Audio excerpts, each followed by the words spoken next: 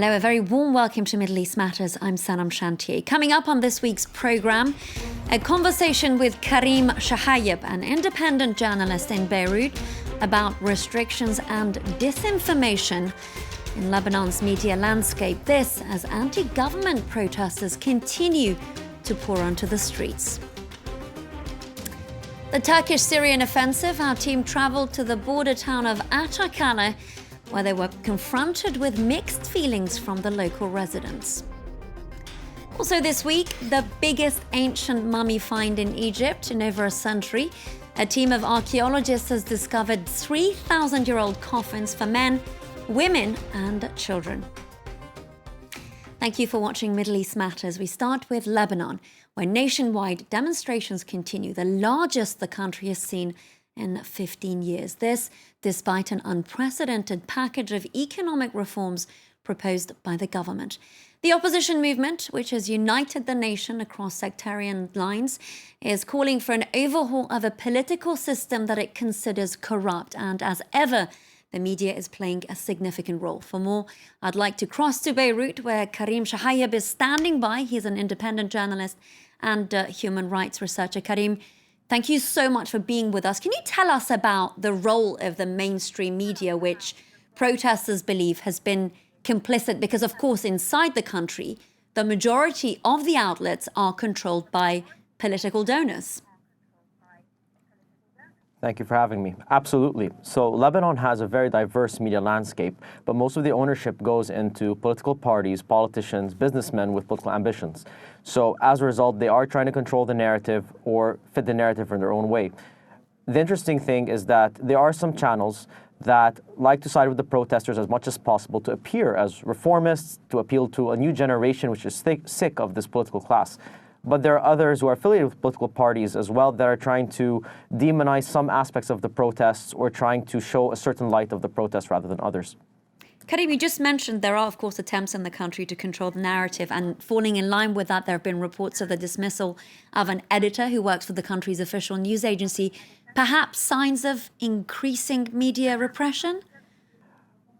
Perhaps. There are certainly laws in Lebanon's penal code, particularly defamation and slander laws, which have been used to silence not just activists but journalists as well, who are just doing their job investigating allegations of corruption and other forms of abuse in the country.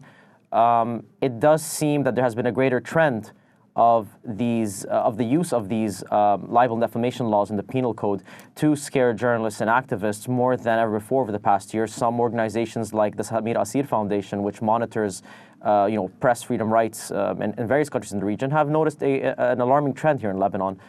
But apart from the state itself, because the political parties in Lebanon have these informal groups, some armed, there's informal ways of repressing and intimidating journalists as well. As we have seen in protests, not these in particular, but once before, journalists have not been spared when it comes to police and military violence as well, especially if they're taking pictures of what could be police brutality. And of course, they're not just intimidating journalists, are there? There are reports that protesters, activists are receiving WhatsApp, social media messages in a bid to be deterred from taking to the streets. Yes, absolutely. So I haven't heard much about this happening in Beirut in particular, but there has been word about the protests that are taking place in other cities around the country, Tripoli in the south and the in particular, where people have received messages saying, don't go out on the streets, people are going to get hurt. And there have been a few incidents of violence from armed groups affiliated with a political party or the bodyguards of a former MP where shootings have taken place in Tripoli and in Sur. So this has already scared people. So this sort of adds fuel to the fire. At the same time, there is some social media harassment, which could be some sort of electronic army or bot army, but that's still early stages to kind of verify that at this point. But Mark Owen Jones, who's sort of specialized with that, has revealed that there has been a surge of social media accounts that have been pushing a pro-Hezbollah narrative, particularly during the period of the rise of the protests. So we could be seeing something similar happening with other parties as well, if this is the case. Can you tell us a little bit more about these disinformation campaigns on social media to drive the debate?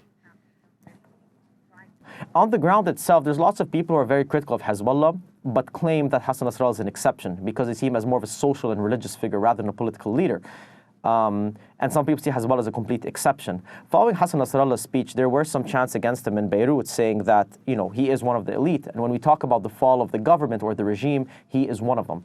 Whereas suddenly an emerging hashtag to kind of counter that narrative online says, basically says something along the lines of, we trust Hezbollah, or Hezbollah has our trust.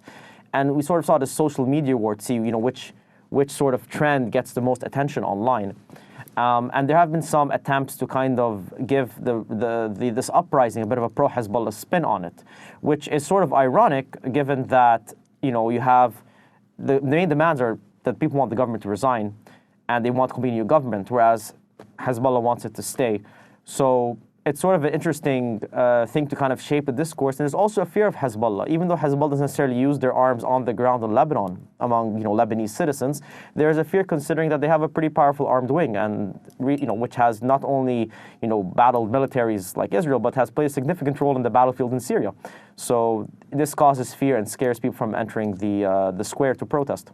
Many different forces there in Lebanon trying to drive that debate as those protests continue across the country. Kareem Chehayeb, I'm afraid that's all we have time for. Thank you so much for sharing your thoughts with us here on Middle East Matters. Thank you for having me. Now to Syria, where the Turkish president continues to call on Kurdish fighters that Ankara calls terrorists to withdraw from the border area. Recep Tayyip Erdogan has said he wants to resettle up to 2 million refugees there. Now, our reporters went to the border town of Atakale to meet with local residents to see what they think about this offensive. As Turkish troops moved into northeastern Syria, the Kurdish YPG fighters fired back across the border. Here is where the rocket entered my house. This is the bedroom. It came in through here and it damaged everything in the house. Some 10 houses were hit in the town of Akçakale. It was in the early days of Operation Peace Spring, decided by Turkish President Erdogan. Mehmet, like many of those living along the border with Syria, supports his leader more than ever. We don't care about the house. I'd sacrifice 1,000 more houses for our President Erdogan. Turkey's entry into this war is important because that area is full of PKK terrorists, and if Turkey hadn't gone in, then the terrorists would come here. Turkey has been battling for decades the Kurdish PKK and now wants to eradicate its YPG fighters in Syria. Close to the border, we see a group of Syrian rebels about to cross in to reinforce Turkish troops. They've joined the fight against the YPG and are retaking large parts of the Kurdish-held areas with the help of Turkish airstrikes. The ongoing violence has led to an estimated 300,000 displaced. But the mayor of Akçakale refuses to consider operations as targeting civilians. There's a difference between the PKK terrorists on the one hand and the Kurdish people who've been working and living in those villages for 1,000 years. The fragile ceasefire enabled Turkey to deploy forces in northern Syria. President Erdogan has said that 7 Turkish soldiers were killed in operations and 775 PKK and YPG fighters. No exact figures released yet on the number of injured or killed among Kurdish civilians. Turning our attention to Israel, where Prime Minister Benjamin Netanyahu has said he cannot form a government.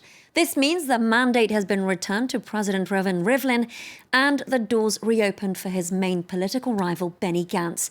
According to observers, however, neither of the leaders have a clear path to a coalition after 2 rounds of elections. It's yet another blow to Benjamin Netanyahu's attempts at forming a majority government following elections which left the country deeply divided. In a video statement, the Prime Minister said he had failed to form the national government the country needed and sought to put the blame squarely on his political opponent, Benny Gantz. Since receiving the mandate, I have worked incessantly, both openly and secretly, to form a broad national unity government. In the past weeks, I made every effort to bring Benny Gantz to the negotiating table. To my sorrow, he simply refused again and again. It will now be Gantz's job to try to form a government by uniting the 61 Knesset members needed to hold a majority. The leader of the centrist Blue and White Party, which came in second place in last month's elections, reacted on Twitter with a terse, "It's time for Blue and White." Gantz, who so far has secured the support of 54 lawmakers, will have 28 days to entice potential allies. But the parliamentary math makes it unlikely he will be able to build a majority. If he fails, lawmakers could try to endorse a third candidate, an unprecedented move. And if that fails, Israelis may be forced to return to the polls for the third time in less than a year. We end with Egypt uncovering 3,000-year-old mummies in the Valley of the Kings. The 30 perfectly preserved wooden coffins were discovered under a mound of sand by a team of archaeologists by accident. James Wilson brings us up to speed. These coffins probably haven't seen the light of day for 3,000 years. Found buried only a metre underground, the men, women and children are believed to be family members of high priests. Ornately decorated, the coffins have retained their extraordinary colour and detail despite millennia spent underground. This will enrich our knowledge as Egyptologists about the belief of the afterlife, about the workshops that make all these beautiful scenes, the color, the religious scenes, all the Book of the Dead is for everyone, for the common people, for a king or for a priest. And this is why I believe this discovery is very important.